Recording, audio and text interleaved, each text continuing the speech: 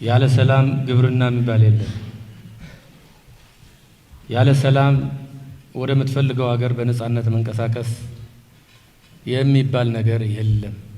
ወደ ሰላም የተመለሱ አካላትን እጅግ አጨብጭበን ነው የምንቀበለው፣ በደስታ ነው የምንቀበለው። ማንም ይሁን ማንም ቡድንም ይሁን ድርጅት በሰላም እስከ ተመለሰ ድረስ ለሰላም ትልቅ ዋጋ ነውና የተከፈለው እጅግ እናከብራለን። እኔ ማስረሻን እንደውም አትፍሩት፣ ከፈለጋችሁ በደንብ አድርጌ እያንዳንዱ ስራችሁን አጋልጣለሁ። ምክንያቱም ምን ሲሰራ ምን ተግባር ሲደረግ እንደነበረ እኔው እዛው ክልል አንዱም የጽንፈኛው ተጎጂ የነበርኩት እኔ ራሴ ነኝ። ድርድር እኮ ማለት የምንስማማበት ሰተህ የምትቀበለው ነው። ይሄ የብልጥ ልጅ አይነት ሁሉንም ነገር ለኔ የሚባል ነገር የለም። ሻቢያና የወያኔ ፍላጎት አማራ ክልልን የጦርነት ቀጠና የግጭት ቀጠና በማድረግ ውድመቱም ሁሉም ነገር ሰብአዊም ቁሳዊም ውድመት በአማራ ክልል ተወስኖ እንዲቀመጥ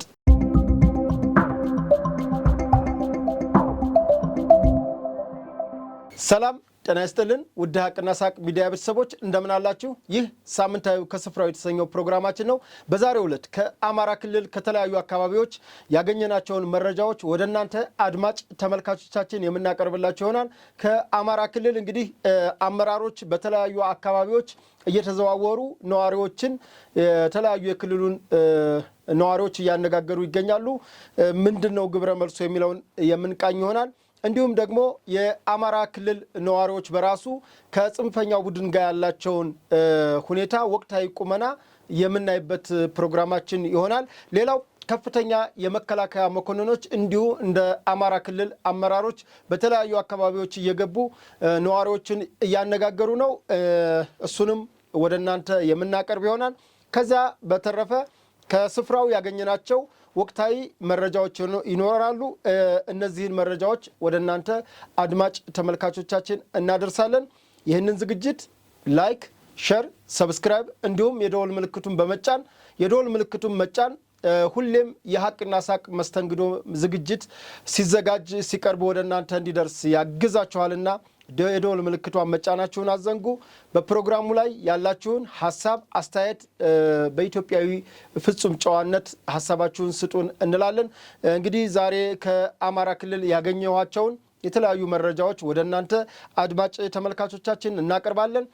ፕሮግራሙን የማቀርብላችሁ አዘጋጅ እኔ ቴድሮስ አያሌው ከመላው የስቱዲዮ ባለሙያዎች ጋር በጋራ በመሆን ነው። እስከ ፕሮግራማችን ፍጻሜ ድረስ አብራችሁን ቆዩ።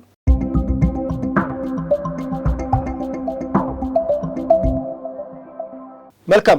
የመጀመሪያ ዝግጅት ያደረኩት በአማራ ብሔራዊ ክልላዊ መንግስት የተለያዩ አመራሮች ማለትም ከርዕሰ መስተዳደር አረጋ ከበደ ምክትላቸው እንዲሁም ዶክተር አብዱ ሁሴን ጨምሮ በርካታ የብልጽግና አመራሮች እና አቶ ይርጋ ሲሳይን ጨምሮ በመላ ክልሉ ተሰማርተው ስለ ሰላም፣ ስለ እርቅ እንዲሁም ስለ ክልሉ ቀጣይ ድል ከአማራ ክልል ህዝብ ጋር እየተወያዩ ይገኛሉ። በዚህ ውይይት እውነት ለመናገር እንደታየው የአማራ ክልል አመራሮች ለሰላም ያላቸውን ቁርጠኝነት እጅግ የታየበት ነው። በዚህም ሳምንት ባሳለፍነው ማለት ነው ርዕሰ መስተዳደር አረጋ ከበደ እንዲሁም ዶክተር አብዱ ሁሴን ምን አሉ የሚለውን በተወሰነ በቪዲዮ የምናስቃኛቸው ይሆናል። የተቀነጫጨቡ ቪዲዮዎችን እናቀርብላችኋለን። ምክንያቱም የተለያየ አካባቢ ስለሆነ እየሄዱ እያናገሩ ያሉት እንግዲህ እነዚህ አመራሮች ለሰላም ያላቸውን ቁርጠኝነት ከአማራ ክልል ከተለያዩ ወረዳ ነዋሪዎች ጋር ምን አይነት ውይይት ምን አይነት መልእክት አስተላለፉ የሚለውን ነው። ከእንደገና ከኃላፊነታቸው አንጻር ለሰላም ያላቸውን ቁርጠኝነት እንግዲህ ማን ቢናገር ይታመናል ነው የሚባለው። እንግዲህ ከዋናው ከፕሬዝዳንቱ ከምክትል ፕሬዝዳንቱ እንዲሁም ከብልጽግና ጽህፈት ቤት ዋና ኃላፊ ከይርጋ ሲሳይ በላይ በአማራ ክልል ስልጣን ያለው አካል የለም። እንግዲህ እነዚህ የመንግስት አመራሮች የፖለቲካ ፓርቲ አመራሮች በተለያዩ ወረዳዎች እየገቡ ለነዋሪዎች እያስረዱ ያሉት ልጆቻችሁ ባረባ ጦርነት ባረባ ግጭት እንዲሁም የአማራ ክልል አጀንዳ ባልሆነ የክልሉ መንግስት አጀንዳ ባደረጋቸው አጀንዳዎች ላይ በመነሳት መሰረተ ቢስ በሆኑ አጀንዳዎች ላይ በመነሳት ዝም ብሎ በሬ ወለደ በሚል አላስፈላጊ ግጭት ውስጥ ገብተው የሰው ህይወት እያለቀ ነው፣ ንብረት እየወደመ ነው፣ ክልሉ ከልማትም ከተለያዩ ነገሮች ወደ ኋላ እየቀረ ነው። ስለዚህ ስልጣንም ቢሆን ይቅርብን እስከፈለጉት ድረስ እንደራደራለን የሚል አቋም ነው ያቀረቡ ያለውና ይህን አቋማቸውን በተለያዩ አካባቢዎች በተለያዩ ወረዳዎች አቅርበውታል። ይህንን ከአሚኮም ከተለያዩ ሶሻል ሚዲያዎች ያገኘናቸውን ወደ እናንተ እናጋራቸዋለን። በተረፈ ግን እኔ ባለኝ መረጃ በአማራ ክልል እስከ ወረዳ እስከ ቀበሌ ድረስ በመውረድ የአማራ ክልል አመራሮች በቁርጠኝነት እያነጋገሩ ነው የሚገኙት። ይሄ እድል ትልቅ እድል ነው። እውነት ሁኔታው ለተገነዘበውና ለተረዳው ሰው የአማራ ክልል አመራሮች አሁን እየወሰዱት ያለውን ወቅታዊ አቋምና ቁመና በጣም እጅግ የሚደነቅ ነው። ዘግይቷል ደግሞ ያው ትንሽ ጊዜ ወስዷል ካልሆነ በስተቀረ ቢዘገይም አረፈደም። እየወሰዱት ያለው አቋም እየተናገሩት ያለው ቃል እየገቡት ያለው ነገር እናደርገዋለን እንደፈለጉ ይደራደሩ የሚለውን ነገር እስኪ ከቪዲዮዎቹ እንመልከትና በማን ላይ እንግዲህ ፍርዱን ራሳችሁ ትፈርዳላችሁና እስኪ እነሱን ውይይት እንመልከት። እውነተኛና ሐቀኛ የቀውስ ጊዜ መሪ እንዲፈጠር ማድረግ፣ የተፈጠሩትን ማበረታታትና ኮትኩቶ የተሻለ ስራ እንዲሰሩ መደገፍ እና ይሄን በማድረግ ችግሩን ማሻገር ይጠበቃል።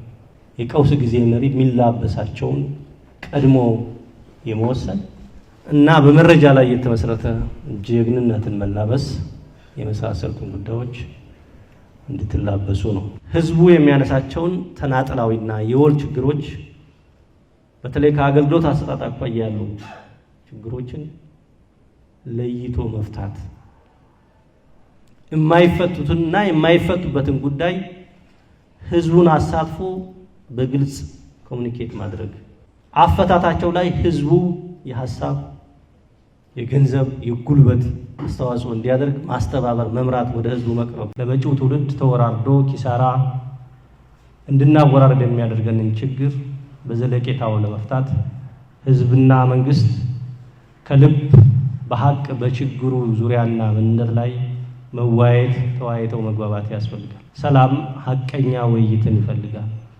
ሰላም ከእውነት መናገርን ይፈልጋል። ግፍን በግልጽ አውግዙ። ግፍን አውግዙ። ገዝት ጥሩ ተነሳሽነት አለ ዞን ላይ ያሉት አባቶች። እታች ያላችሁ ሰዎች ግን በግልጽ ግፍን አውግዙ። እዚህ ቤተክርስቲያን የደረሰ ተብሎ ይወገዝ።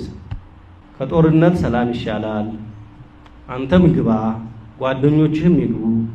እነከል የሚባሉ አባቶች አሉ። ይሄን አደራይተናል፣ ስራ እየሰራን ነው ብላችሁ ከማንም ጋር ጎጃምን ወደ ነበረበት ክብሩ እንመልሰው።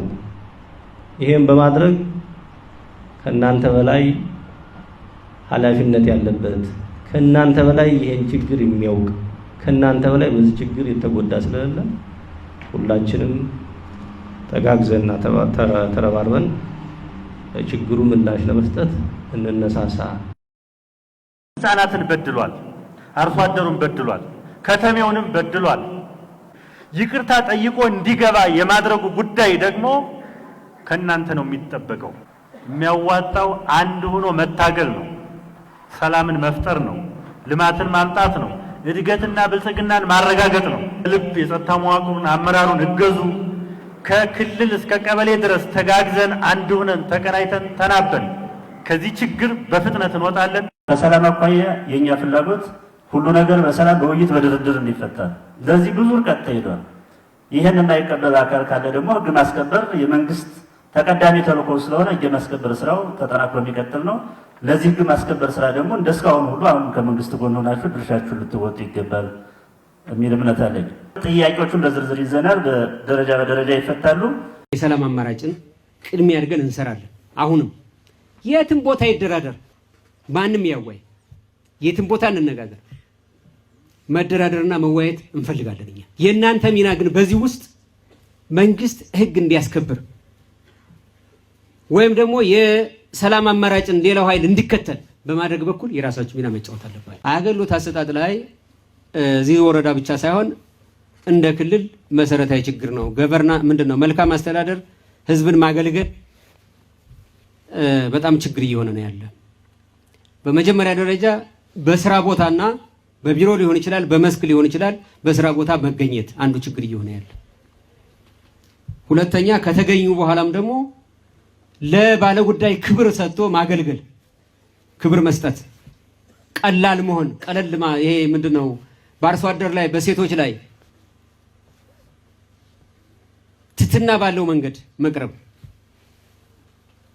ጉዳያቸውን በስነ ስርዓት ማዳመጥ አንዳንዱ ባለ ጉዳዩን ማስረዳት ያቅተዋል እዛና እዚህ ሲረግጥ ጭብጡን ራሱ ለመለየት ያስቸግራል አንዳንዱ ደግሞ በደንብ ጸሐፊ ተብሎ አሰነካክሎ የሚጽፍለት አለ ብዙ ነው ችግሩ ግን እነዛን በቅን ልቦና ማዳመጥ ያስፈልጋል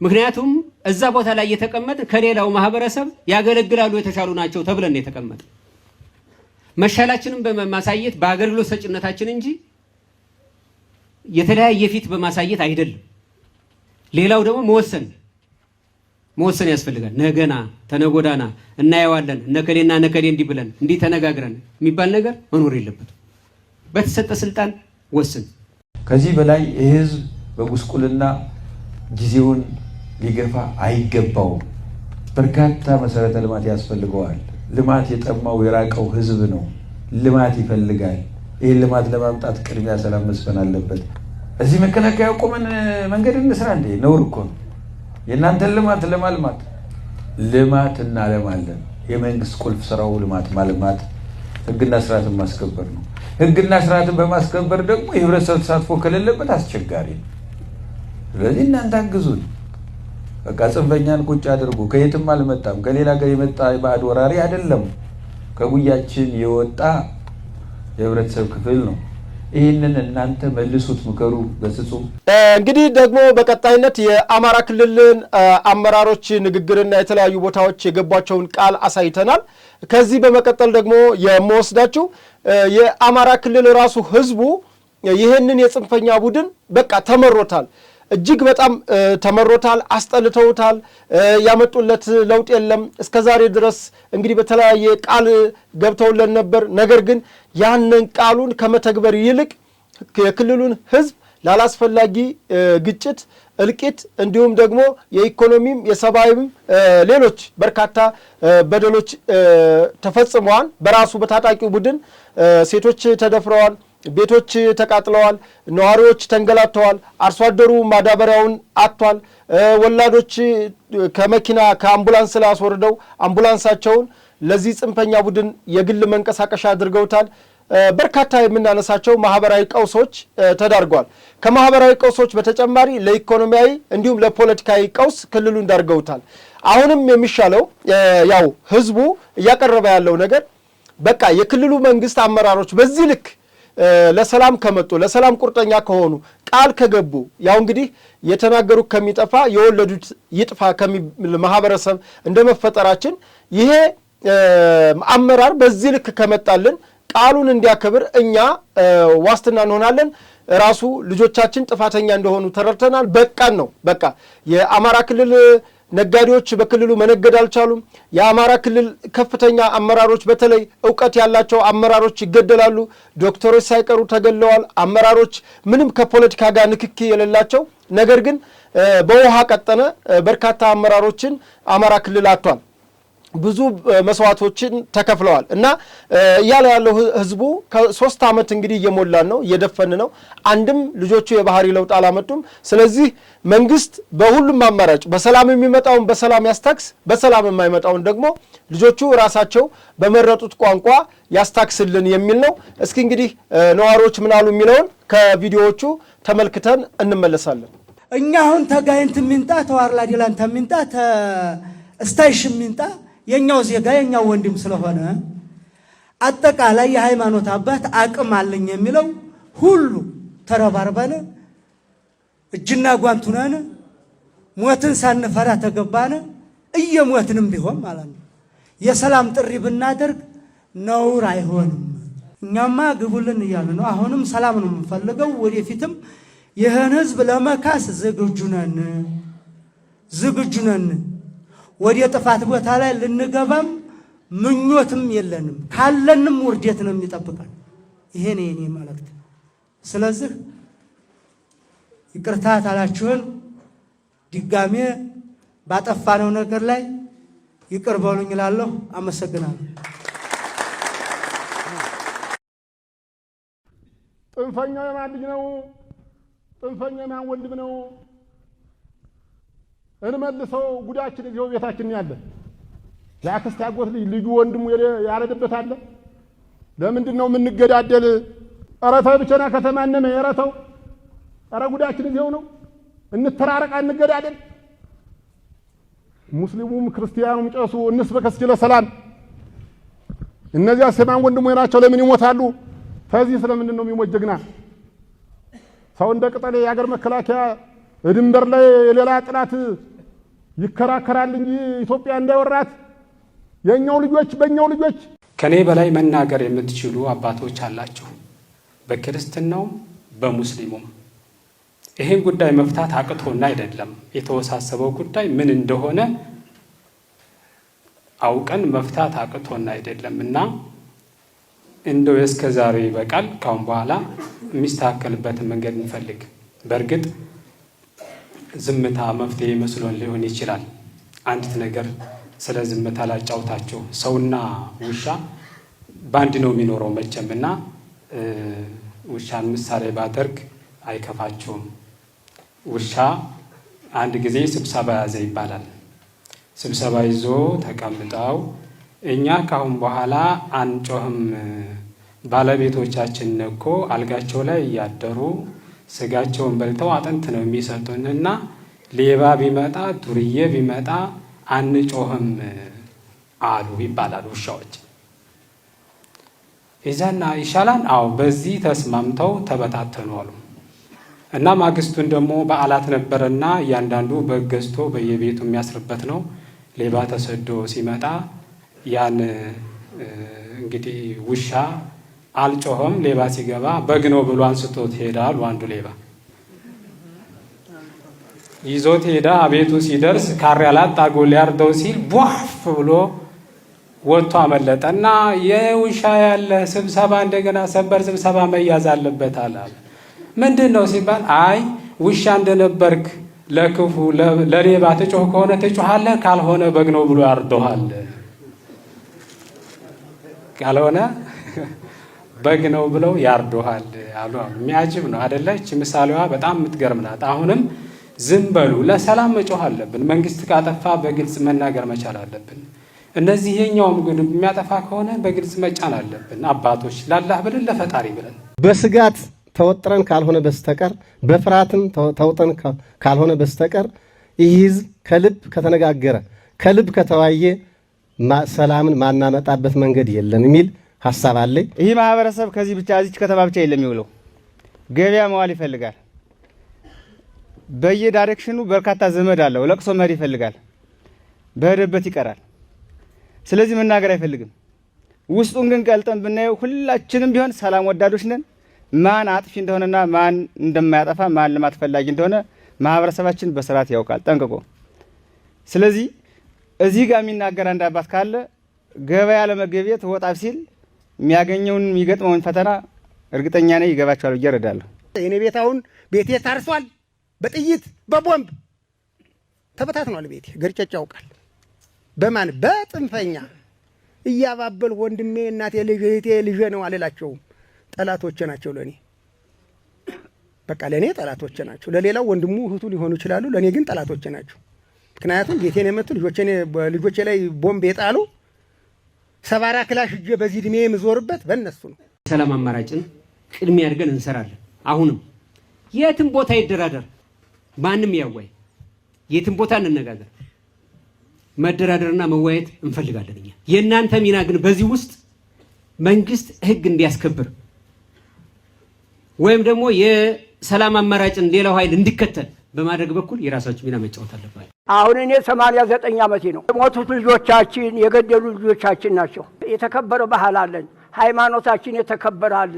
በክርስትናውም በእስልምናውም በወንድማማችነት ተከብሮ ይኖራል። ልጆቻችን ወደዚህ እንዲመጡ እኛ በተቻለን በጦለቱም ሆነ በምክሩም ሆነ ይምጡልን። ወደ ሰፊ ሆኖ መንግስት እንዲያቀርበው እኛም ደግሞ ወደ ሰፊ ሆነን ልጆቻችን ወደ ሰላም እንዲመጡልን። ተመጋደል ምንም ትርፍ የለውም።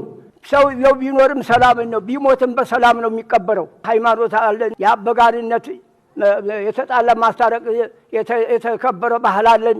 እንመክራለን።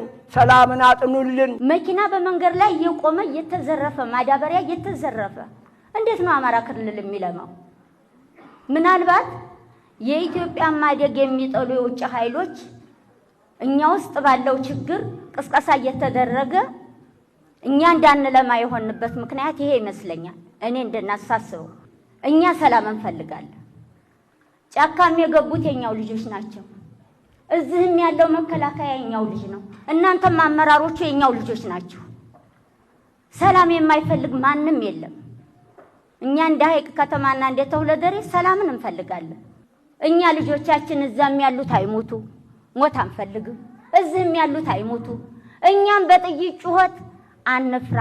የችግር ፈጣሪውም እዚህ ውስጥ ነን። መፍትሄ የምናመጣም እኛ እስከሆነ ድረስ በጫካ ያሉ ልጆቻችን ወንድሞቻችን ከኛ ብዙም የማይርቁ ስለሆነ የየበኩል ድርሻችንን ልናበረክት ይገባል። በነገራችን ላይ እኔ ፋኖ ቤተሰብ የለኝ ምናምን ብለን የምናወራ ሰዎች እኮ አለን እኮ። እሳቱ ግን እየበላን ያለ ጅምላ ነው፣ ጅምላ ነው። እንነጋገር ከተባለ ብዬ ነው። እናስኝን ያህል አላጣንም። እነ ተመስገን መኮንን 50 ኩንታል ለገበያ የሚያቀርቡ አላጣንም። እስከ መቼ እንደሚቆረቆረን ጭንቅላታችን ፈዞ እናገራለሁ ልክ እንደ ቅጆት ቤት ሄጄ እቀመጣለሁ። ምክንያቱም አዳማጩ በዚህ ልክ ስለሌለ ማለት ነው። የት አለ ደፍሮ ለመናገር መጨነቅ ነው። ከዚያሽ ቦታ ሄዶ ይህችን ነገር ለማወያየት መጨነቅ ነው። አስተያየት ተነስት ብለህ ተናገር ስትለው መጨነቅ ነው። በጭንቀት በፍርሃት ተወጥረን እስከ መቼው እዚህ ላይ መቼ እንደምንወጣ እኔ ግራ ይገባኛል። እስከ መጨረሻው ለማስፈጸም በየቦታዋ ሽማግሌ መላክ አለበት። ማን የሚሄድበት ነው መንገዱ? ሄደ የምናለቅስበት ነው ልቅሶ፣ በመከራ በደስታ የምንሄድበት ነው መንገድ፣ ክሊኒክ ምን አምቡላንስ አለ የምንታከምበት? አስፋልት ይሰራ፣ ማንም ይሄድበት አስፋልቱ። አምቡላንስ እንኳን ከወረዳችን አንድ አምቡላንስ አለ እንዴ? ናኒና እኮ ተቃጠለ። በቀጣይነት የምወስዳችሁ ደግሞ እንግዲህ በአማራ ብሔራዊ ክልላዊ መንግስት የአስቸኳይ ጊዜ ከታወጀ ከ2015 ሐምሌ ጀምሮ መታወጁ ይታወቃል። የአስቸኳይ ጊዜ አዋጅ ኮማንድ ፖስት። ከዚያ በኋላ ኮማንድ ፖስቱ ጊዜው ካለፈ በኋላ በይፋ ኮማንድ ፖስቱ ተነስቷን ባይባልም ነገር ግን አማራ ክልል አንጻራዊ ሰላም እያመጣ ስለሆነ ያን ያክል የእንቅስቃሴ ገደቦች፣ የጊዜ ገደቦች ሳይኖር የጸጥታው መዋቅር በራሱ እየተከላከለ ግጭት ባለ ጊዜ አስቸኳይ መመሪያዎችን እያወጣ እንዲሁም ደግሞ ግጭት በሌሉ ጊዜ ነዋሪዎች በፈለጉት አካባቢ በፈለጉት ሰዓት እንደፈለጉ እንዲንቀሳቀሱ እየተደረገ እንግዲህ ግጭት በሌለበት አካባቢ ደግሞ ለምሳሌ ከሰሞኑ የጎንደር 24 ሰዓት እንቅስቃሴ፣ ከዚህ በፊት የባህር ዳር ከተማ 24 ሰዓት እንቅስቃሴ መደረጉ ይታወቃል። እንዲሁ ሌሎች ከተሞች በትክክል በይፋ ያልታወጀባቸው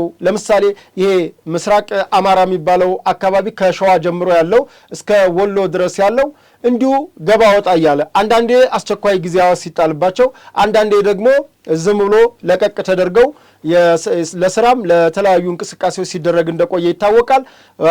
በአሁኑ ሰዓት በአማራ ክልል በሁሉም አካባቢ በሚባልበት ደረጃ የአስቸኳይ ጊዜ አዋጁ ያን ያክል ወጣ ገባ ያለ ቢሆንም በይፋ ግን ጎንደርና ባህር ዳር ሙሉ የ24 ሰዓት እንቅስቃሴ ተፈቅዶላቸው እየሰሩ ያሉበት ሁኔታ ነው።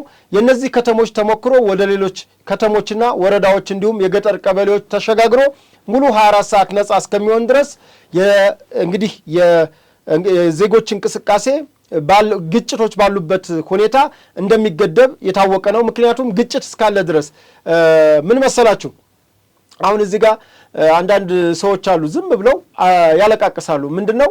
ለምሳሌ አሁን ጋይንት አካባቢ ችግር አለ እንበል፣ ምሳሌ ነው ያልኩት። ጋይንት አካባቢ ችግር አለ እንበል፣ ወሎ አካባቢ ደግሞ ሰላም ነው፣ ከዛ ባህር ዳር ሰላም ነው። በመሃል ያለው አካባቢ ግጭት ከሆነ ይሄንን በመሃል ያለው ደቡብ ጎንደር አካባቢ ነጻ እስከሚሆን ድረስ ለሰላማዊ ዜጎች እንቅስቃሴ ምቹ እስከሚሆን ድረስ እንቅስቃሴዎች ይገደባሉ። አንዳንዴም ለሲቪሉ ደህንነት ሲባል መንገዶች ይዘጋሉ፣ እንቅስቃሴዎች ይገደባሉ። ምክንያቱም በግጭት መካከል እንዲገቡ ሰላማዊ መኪናዎች እንዲንቀሳቀሱ ቢደረግ አንዳንድ ቪዲዮዎች ላይ አይታችሁ ይሆናል። ይሄው ግጭት እያለ የህዝብ መኪናን አቁመው ነው እኮ ቶክስ የሚያደርጉት ምናምን ይባላል። እንግዲህ ግጭቶቹ በተጀመሩበት ሰዓት አንዳንድ አካባቢዎች መኪና ዘለው ይመጣሉ። የዛኔ ሲቪል መኪናዎች ይቆማሉ። ያው የወታደር መርህ አንድ ሲቪል ከሚሞት 100 ወታደር ቢሞት ይመርጣል የኢትዮጵያ መከላከያ ሰራዊት። ሌላውም የአማራ ክልል ልዩ ኃይል የጸጥታው መዋቅር አንድ ሲቪል ከሚሞት በጦርነት በግጭት ጊዜ ነው አንድ ሲቪል ከሚሞት 100 ወታደር ቢሞት ምንም እንትን አይደለም። ምክንያቱም ያ ወታደር ዓላማው ህዝብን ማዳንና ሲቪልን ማዳን ነው። ነገር ግን አንዳንድ ሰዎች የማይረዱ አሉ። ማለትም የሚሄዱበት ቦታ ሊያስቸኩል ይችላል፣ የተለያየ ነገር ሊፈጠር ይችላል። በቃ እሱ እንዳለ ሆኖ እዚህ ጋር ደግሞ ሰዎቹ እንዲያልፉ ቢፈቀድና መንገዱ ክፍት ቢሆን ግጭት አንደኛ ግጭት እያለ እንዲያልፉ መደረጉ ኃላፊነቱን አልተወጣም ተብሎ ይወቀሳል። ሁለተኛ እንደገና ደግሞ ጦርነት ጥይት እንግዲህ ግጭት ከየትኛው የሚምጣ ከየትኛው ተኩሱ ብቻ ከየትኛው ማቅጣጫ ይምጣ ጥይት ነው ይገላል። ስለዚህ ሲቪሎች እንዳይሞቱ ሲባል ለሲቪል ደህንነት ሲባል መንገዶች አስቸኳይ ጊዜ ይጣልባቸዋል እና የሰዓት ገደቦች ሲጣሉ አንዳንዴ ለመልካም ነው። ልክ በፈጣሪ ስንታመን ይህን ጊዜ ሊያሳልፈን እንደምንለው ይህም ሰው ሰራሹ ግጭትም ቢሆን እዚህ ጋር መታወቅ ያለበት ለመልካም ነው። መከላከያ ያገደኝ ለመልካም ነው። የአማራ ልዩ ኃይል ያገደኝ የአማራ ማለቴ የአማራ አድማ መከላከል ያገደኝ ወይም ፖሊስ ሊሆን ይችላል ሚኒሻ ያገደኝ ብላችሁ ለአይምሯችሁ ልነግሩት ይገባል። ምክንያቱም ግጭት እያለ ዝም ብሎ ቢለቃችሁ እዚያ ላይ በተፈጠረ ግጭት የሰው ህይወት ቢሞት ቢያልፍ ሌላ አደጋ ስለሆነ እንደነገርኳችሁ አንድ የወታደር መርህ አንድ ሲቪል ከሚሞት 100 ወታደር ቢሞት ይመርጣል። ምክንያቱም ወታደሩ ሲቪልን ለማዳን እስከሆነ ድረስ እንትን የሚለው የሚቆመው እዛ ጋር ይቆመው ማለት ነው። ለሰዎች ለዜጎች ደህንነት ነው እዛ ጋር የተቆመው እና በዚህም እንግዲህ ጀግና ኢትዮጵያ መከላከያ ሰራዊታችን በአማራ ክልል የተሰጠውን ተልዕኮ በመቀበል መግባቱ ይታወቃል። ሰላም ለማስከበር የህግ የበላይነት እስኪመጣ ድረስ የአማራ ክልልን የጸጥታ መዋቅርን በማገዝ በስልጠና በሎጂስቲክ በተለያዩ በአይምሮም በተለያዩ ስልጠናዎች እያገዘ እስካሁን ድረስ መቆየቱ ይታወቃል። በብር ሸለቆ ወታደራዊ ማሰልጠኛ 3 ጊዜ የአድማ መከላከል ማስመረቁ እንዲሁም የህዝባዊ ፖሊስ ማስመረቁ ይታወቃል። ከዛም ባሻገር የምርጥ 70 የምርጥ 150 ሚኒሻዎችን በተለያዩ ወረዳዎችና በተለያዩ ቀበሌዎች እያሰለጠነ ጸጥታውን እንዲያጸኑ ጸጥታው እንዲጸና ህዝቡ ለሰላሙ ደጀን እንዲሆን ለህዝቡ ሰላም ደጀን እንዲሆን የክልሉን ኃይል ማለትም ከአድማ መከላከል ከህዝባዊ ፖሊስ እንዲሁም ከሚኒሻ ከግል ታጣቂ ጭምር እያስታጠቀ እንደቆየ ይታወቃል።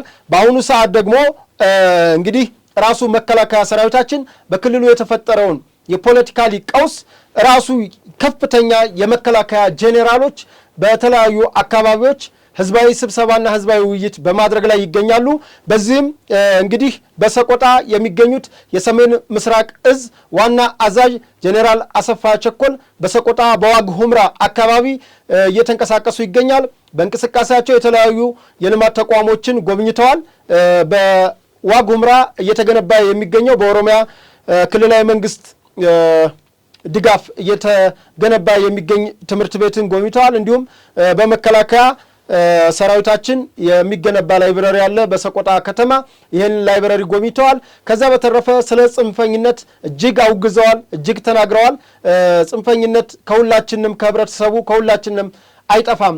ምክንያቱም ጽንፈኝነት አመለካከት ጋር የሚመጣ ነገር ስለሆነ እኔ ብቻ ነኝ የአማራ ክልል ነዋሪ እኔ ብቻ ያልኩት ይሁን ከሚል ወተን የጋራ የሆነ የተለያዩ እሳቤዎችን በጋራ የምንኖርባት ኢትዮጵያ እንጂ ለአንድ ብሔር ወይም ለአንድ አካል ለአንድ ወገን የተሰጠች ሀገር ስለሌለች ሁላችንም በእኩልነት ልንኖር ይገባል። በተረፈ በአማራ ክልል ውስጥ ያለው ግጭት ትልቁ አባዜ የጽንፈኝነት ችግር በመሆኑ ጽንፈኝነትን አምረን ልንዋጋ ይገባል ሲሉ እንግዲህ ሌተናል ጀነራል አሰፋ ቸኮል በዋግ ሁምራ ተናግረዋል።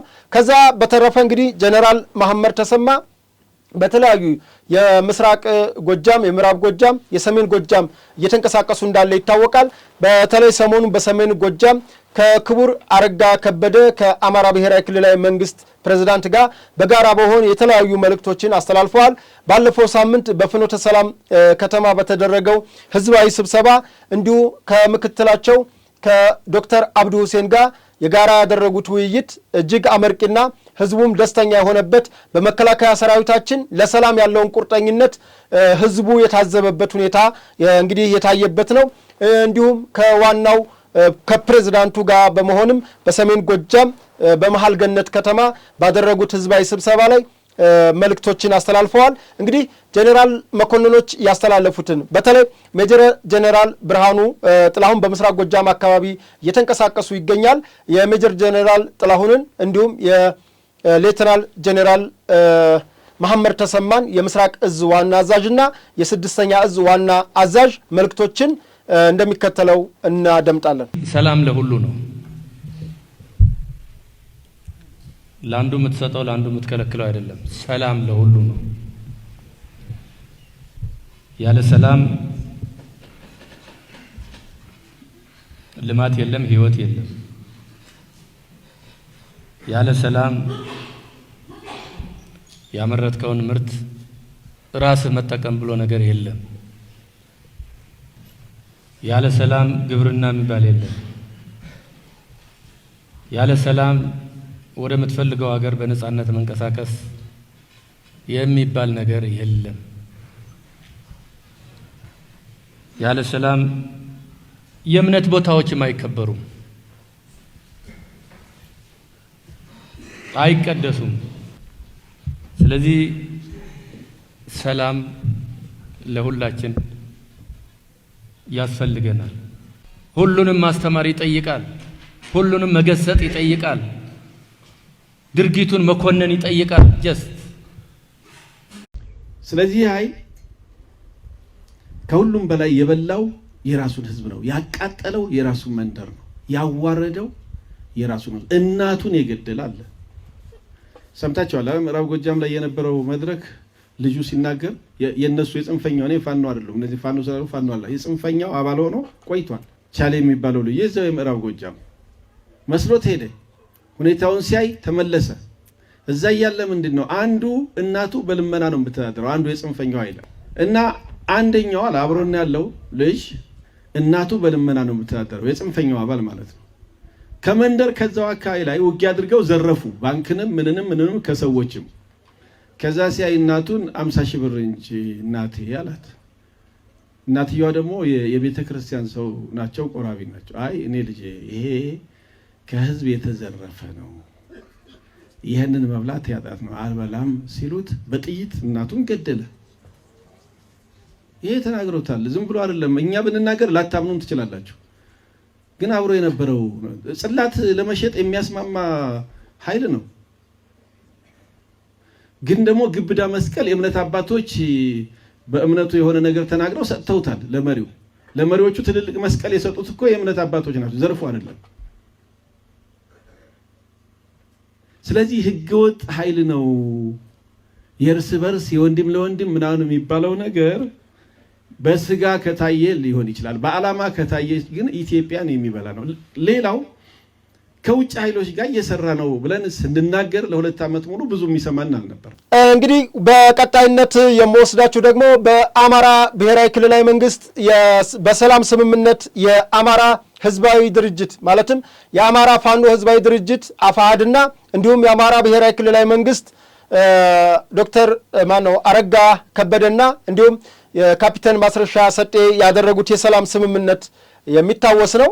በዚህ የሰላም ስምምነት መሰረት የአማራ ክልል በአሁኑ ሰዓት ለጽንፈኛው ቡድን እጅግ አስቸጋሪ ክልል እንዲሆን አድርጎታል። ምክንያቱም ያ ስምምነት ትልቁን የጽንፈኝነት ምሽግ ሰብሯል።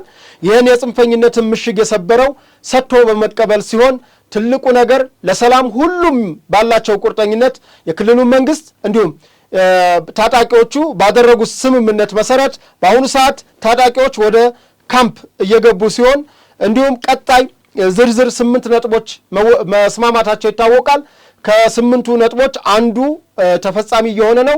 ሌሎቹ ዝርዝሮች እንግዲህ ዝርዝርም መመሪያም የሚወጣላቸው እንዳሉ ሆነው ሌሎች ዝርዝር ጉዳዮች ላይ ለማስፈጸም ካፒቴን ማስረሻ ሰጤ እንዲሁም የአማራ ብሔራዊ ክልላዊ መንግስት በቁርጠኝነት እየተንቀሳቀሱ እንደሆነ ይታወቃል።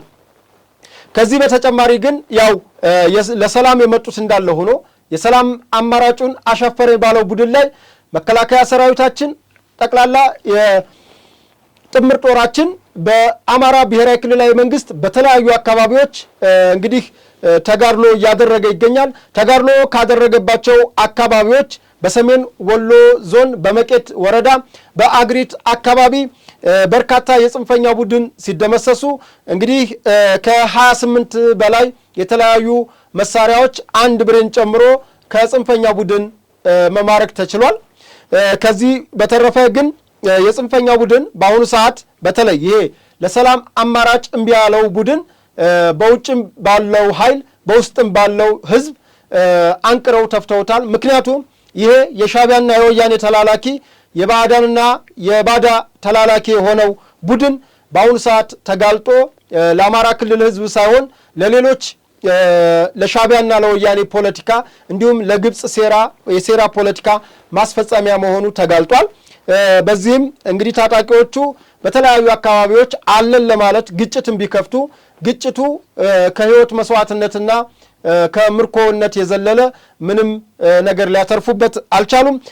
በትላንትናው ዕለት በተደረገው ትላንት ለዛሬ ነው ግጭቱ የተደረገው ምሽት ላይ ስለነበር በዚህ ግጭትም ከፍተኛ መስዋዕትነት ከፍለዋል ጽንፈኛው። ሌላው በዚሁ በኮን አካባቢ በአንድ ትምህርት ቤት ውስጥ መሽጎ የነበረ ከ28 በላይ ሲማረክ 12ቱ ወደ አሁኑ በተወሰደ እርምጃ ተገለዋል። እንግዲህ የጽንፈኛ ቡድን በተለያዩ አካባቢዎች አለን ለማለት እየተቅበዘበዘ ሲሆን እንግዲህ የአማራ ክልል ጥምር ጦር ጀግና የኢትዮጵያ መከላከያ ሰራዊታችን በሰላም ለመጣው በሰላም እየተቀበለ በሰላም ላልመጣው ግን አስፈላጊውን ህግ የማስከበር እርምጃ አጠናክሮ ቀጥሏል።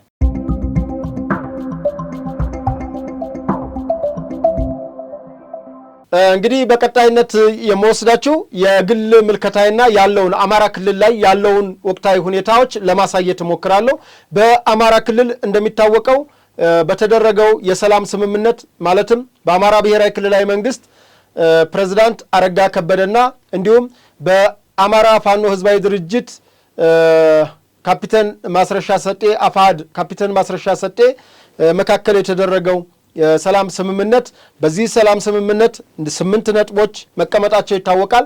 ከሰላም ስምምነቱም በኋላ የአፋድ እንዲሁም የራሱን አፋባሃ ብሎ የሚጠራው ታጣቂ ቡድን እንዲሁም ሌሎች በጎበዝ አለቃ ተደራጅተው በየአካባቢው በዘረፋና በቅሚያ ሲተዳደሩ የነበሩ አካላት በአሁኑ ሰዓት የአማራ ክልል ወቅታዊ ሁኔታ እጅግ ተስፋ ስላስቆረጣቸው ወደ ሰላም የወዶ ገብ እየሆኑ ነው የሚገኙት።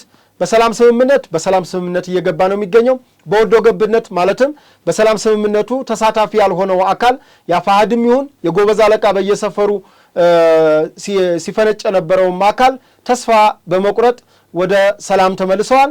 እውነት ለመናገር ወደ ሰላም የተመለሱ አካላትን እጅግ አጨብጭበን ነው የምንቀበለው፣ በደስታ ነው የምንቀበለው። ማንም ይሁን ማንም ቡድንም ይሁን ድርጅት በሰላም እስከተመለሰ ድረስ ለሰላም ትልቅ ዋጋ ነውና የተከፈለው እጅግ እናከብራለን፣ እጅግ እናመሰግናለን የመጡበትን መንገድ።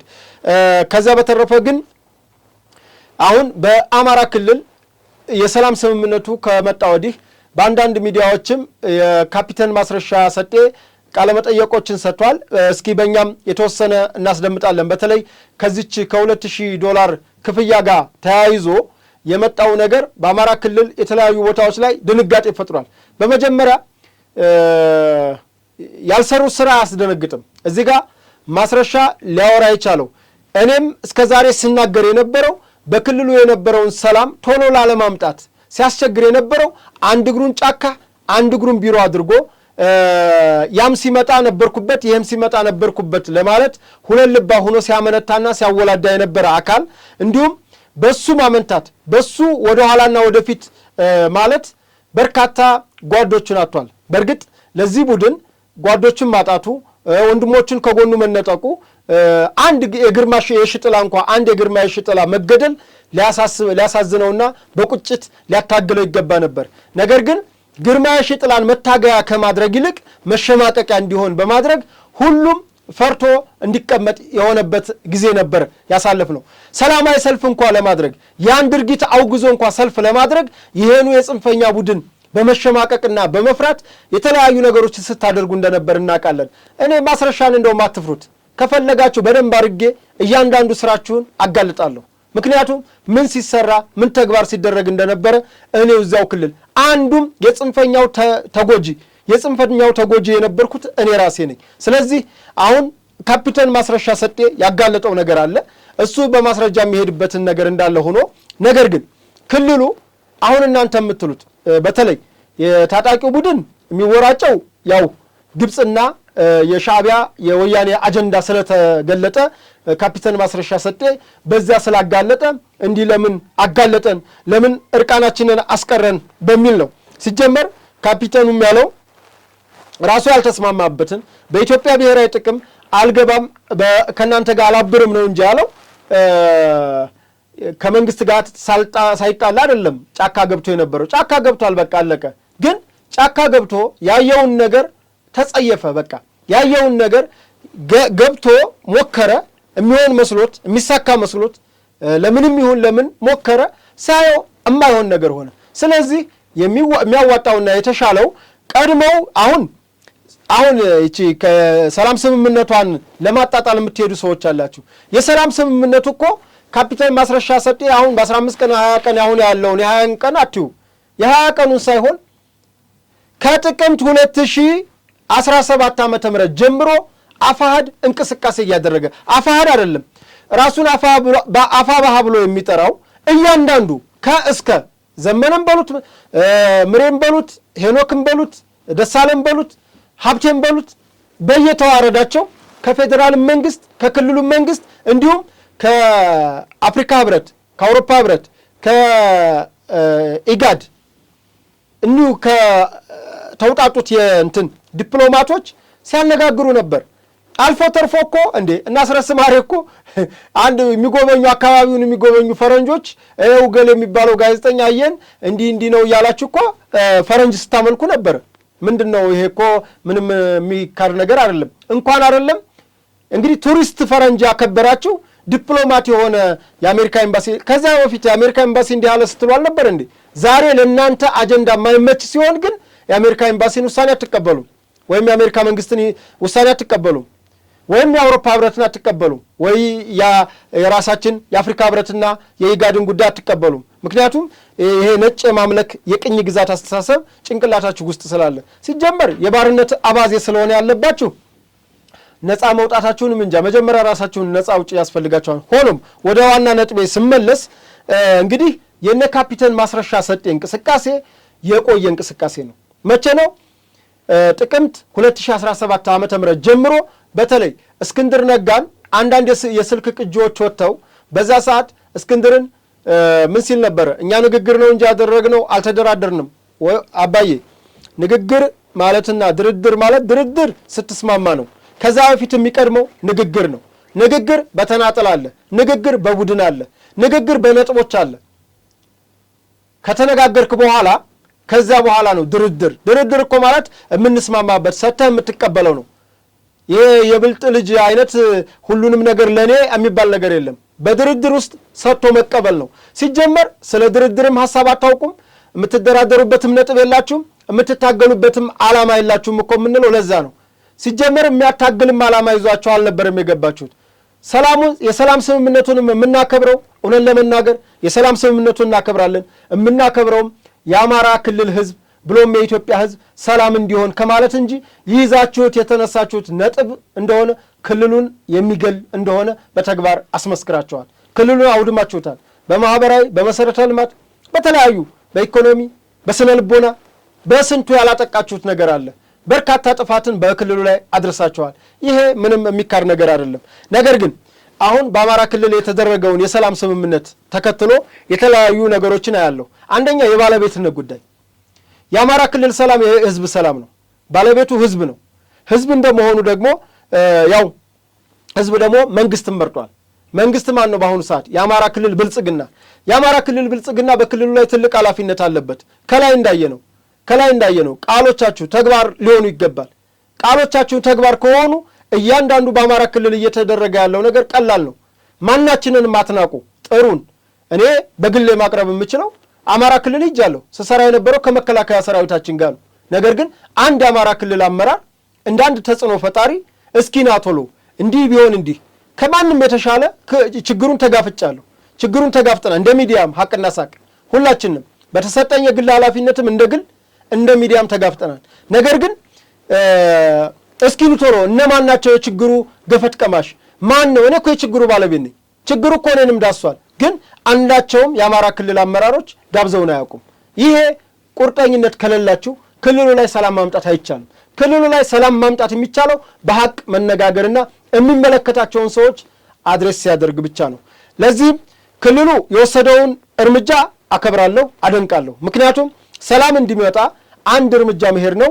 ከአንድም በላይ የአማራ ክልል አመራሮች ብዙ እርምጃ ሄዳችሁ ለድርድር ራሳችሁን አቅርባችኋል። ለዚህ ክሬዲት ይገባችኋል፣ እናመሰግናለን። ከዛ በተረፈ ግን ሌሎች አፈጻጸሞች አሉ። አሁን ይሄ የሰላም ስምምነት እንዲሰምር ከተፈለገ ሌሎች እርምጃው ሰላም ስምምነቱ እርምጃው ጥሩ ሆኖ እያለ ነገር ግን ይሄ የተወሰደው የሰላም ስምምነት ተግባራዊነቱ ላይ ደግሞ ሌላ ሂደት አለው። በዛ ሂደት ውስጥ በርካታ የሚካተቱ ሰዎች ይኖራሉ። በአካባቢ ያሉ ሀገር ሽማግሌዎች፣ ሐቀኛ አባቶች እዚህ ጋር በለው እዚህ ጋር አብሮ ቁጭ የሚል አይደለም። እዚህ ጋር መስቀል ይዞ እየባረከ የሚለቅ እዚህ ጋር ጥምጣም ጠምጥሞ አብሽር የሚል ሸህ ሆኖ አይደለም። ሁሉም ፊት ለፊት መጥቶ ሁላችንም ልጆች ስለሆኑ አጥፊውም ሁሉም ግራም ቀኝም ያለው ልጆች ስለሆኑ በአባትነት መንፈስ የሚመክሩ አባቶችን በሐቀኝነት በመያዝ እንዲሁም እናቶች በዚህ ላይ እናቶች ትልቅ ሚና አላቸው። ትልልቅ እናቶችን በማስገባት እንዲሁም ደግሞ ንቁ ወጣቶችን በአካባቢው ላይ ንቁ ተሳታፊ የሆኑ ማህበረሰብ አንቂዎችን በማሳተፍ እንጂ ይሄ ድሮ በለመዳችሁት አይነት ዝም ብሎ በዛም አድርገናል ግብሩ ይውጣ ለግብሩ ይውጣ አይሆንም። በቃ የተደረሰው የሰላም ስምምነት ጠንካራ ነው፣ ትልቅ ነው። ይህንን የሰላም ስምምነት ተግባራዊ የሚሆነው ደግሞ ምንድነው የሚመለከታቸው አካል አጋዥ ሲሆኑ ነው። ስለዚህ በግልጽ ቋንቋ ማገዝ እፈልጋለሁ፣ በግልጽ ቋንቋ። ነገር ግን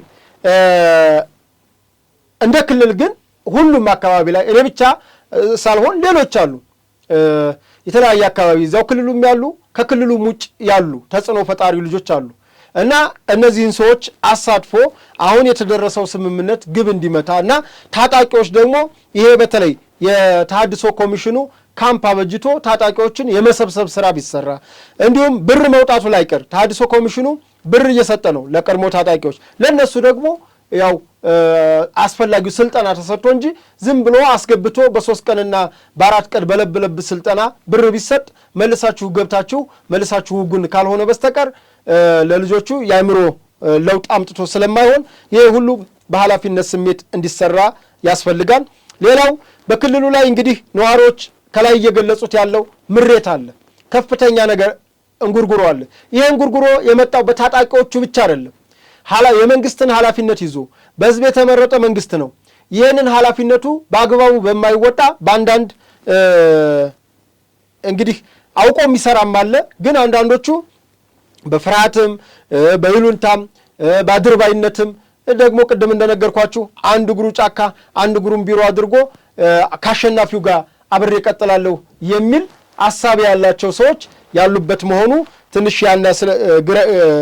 ትንሽ ሂደቱን እንዳይሳካ ለማድረግ እንቅፋት ይሆናል ብዬ ስለማምንም ነውና አሁን በክልሉ ላይ ባለው ነገር በመጣው ሰላም ግን በጋራ ተረባርበን ከሰራን ባጭር ጊዜ በአማራ ክልል ፍጹም ሰላም ማስፈን እንደሚቻል ባለሙሉ እምነት ባለሙሉ ተስፋ ነኝ። ይሄን ደግሞ የሚሆነው ሁላችንም ተናበን ስንሰራ ብቻ ነው።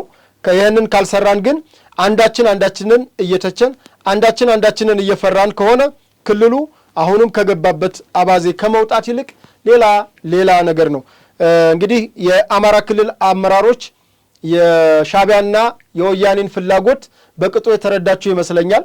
ምክንያቱም የሻቢያና የወያኔ ፍላጎት አማራ ክልልን የጦርነት ቀጠና የግጭት ቀጠና በማድረግ ውድመቱም ሁሉም ነገር ሰብአዊም ቁሳዊም ውድመት በአማራ ክልል ተወስኖ እንዲቀመጥ የማድረግ ፍላጎት ስለሆነ ያለው ይህንን ነገር በቅጡ ተረድታችሁ ቁርጠኛ ሆናችሁ በሁሉም አካባቢ ህዝባዊ ውይይቱ ይቀጥል። ህዝባዊ ውይይቱ የህዝብን ስነልቦና ማወቅ ይቻላል። ህዝቡ በዚህ ሁኔታ እንኳን ሆኖ እውነታውን ለማውጣት አልፈራም። እያሳየ ያለው የህዝቡ ተነሳሽነት እጅግ የሚደነቅ ነው። ከዛ በተረፈ ግን ሁላችንም ለሰላም ሲባል አሳትፉን። ሚዲያዎች በተረፈ ሚዲያዎች በአሁኑ ሰዓት በተለይ የመንግስት ሚዲያዎች እንግዲህ ከብሔራዊ ቴሌቪዥን ጨምሮ ክልል ላይ ያለው አሚኮ ከሰሞኑ እንግዲህ ያለው እንቅስቃሴያቸው እጅግ ይበል የሚያሰኝ ነው፣ ቆንጆ ነው። ይሄ ስራ ቀድሞ ትላንትና ተሰርቶ ቢሆን ግንዛቤ በማስያዝ ቢሰራበት ኑሮ ትላንትና የጽንፈኛው ሚዲያ ያን ያክል ፈንጭቶ ክልሉ አሁን ላለበት ደረጃ አይዳረግም ነበር። ነገር ግን ያ ስራ ባለመሰራቱ ምክንያት የተወሰነ እንግዲህ ያለፍንባቸው ችግሮችን እንድንጋፈጥ አድርጎናል። እንግዲህ ያለፍንባቸው ችግሮች ያው የምታውቋቸው ናቸው። ይሄ ዋጋ እንዲከፈል አድርጓል። አሁንም በይሉንታ ሚዲያ አይመራም። ሚዲያ እንግዲህ አራተኛው መንግስት ነው። ከዛ በተረፈ ግን ለህዝብ ልሳን መሆን አለበት። የህዝቡን ድምፅ ሊያስተጋባ ይገባል። በሁሉም አካባቢዎች እየቀረባችሁ የማህበረሰቡን ችግር እንዲህ አዳማጭ ከሆናችሁ የአማራ ክልል ችግር ራሱ የአማራ ክልል ህዝብ ፍትሃዊ ስለሆነ ይፈታዋን ብዬ አምናለሁ። ከዚህ በተረፈ እንግዲህ ሰላም ለሀገራችን፣ ሰላም ለኢትዮጵያችን። የዛሬውን ከስፍራው ፕሮግራም እዚህ ላይ አጠናቀናል። መነሻችንም መድረሻችንም ኢትዮጵያ ናት። ለኢትዮጵያ ሰላም፣ ለኢትዮጵያ ብሔራዊ ጥቅም ተግተን እንሰራለን። አመሰግናለሁ።